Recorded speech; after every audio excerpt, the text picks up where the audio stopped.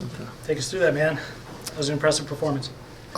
Just using my wrestling, set up my hands. I know, obviously, after that first round, I went like 0 for 8 with the shots, so we knew he was really committing to not letting me get him to the ground. So we used those openings I created with the pump fakes and the high lows, and we capitalized with the overhand. I think obviously the first thing that fans maybe would wonder about was you look so good in the stand-up anyways.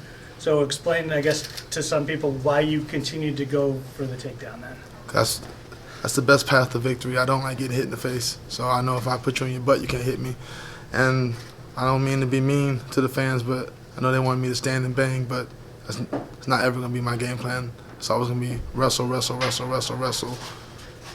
Plan Z is strike. Was that the message from your corner guys in between the first and second round, is just go right back to the bread and butter and we'll see what we can get out of it? Oh, no, the message was use the wrestling to set up strikes, and that's what we did.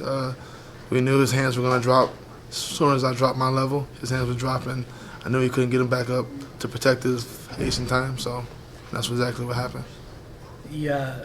The obvious next question is what comes next for you. I mean, it feels like you didn't take much damage in there, so is the next step a title shot?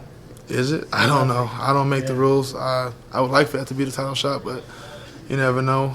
I hope. That's all I can do is hope.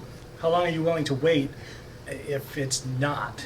I mean, if you had to wait 6 months, is that too much? If you had to wait 8 months, is that too much? 8 months is way too much. I like to be active. I like to get in at least three fights a year. So I could wait 5 to 6 months, but nothing I'm saying tonight is in stone because it literally just happened. And who knows what happens with Ngannou, Rosenstruck, DC. I don't know what's going on. So.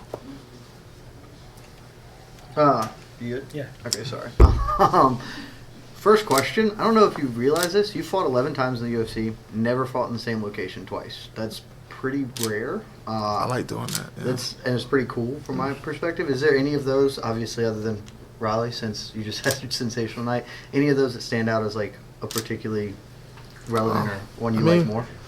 I love them all. Like Australia was fun. Even though I lost in Beijing, Beijing was fun. Got to go see the Great Wall.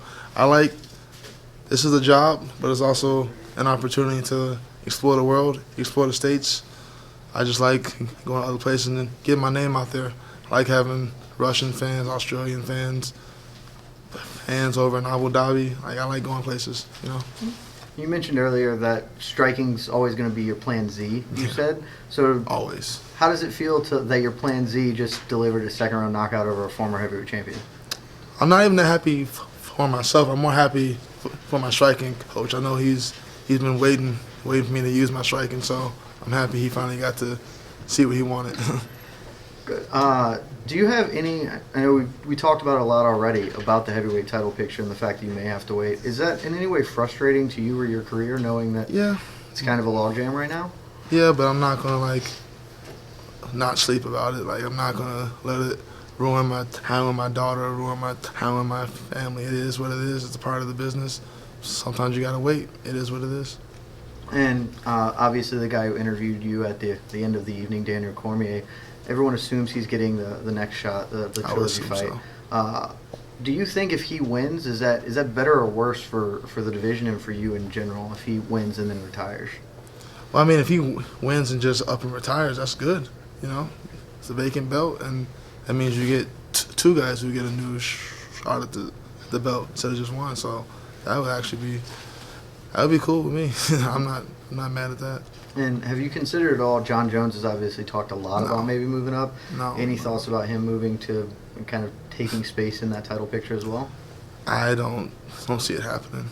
Why would Jon move up? He owns light heavyweight. Why move up? Is more impressive to you, and does it feel better to you than any of the other big wins that you've had previous? Does this one feel better because he was a champion here?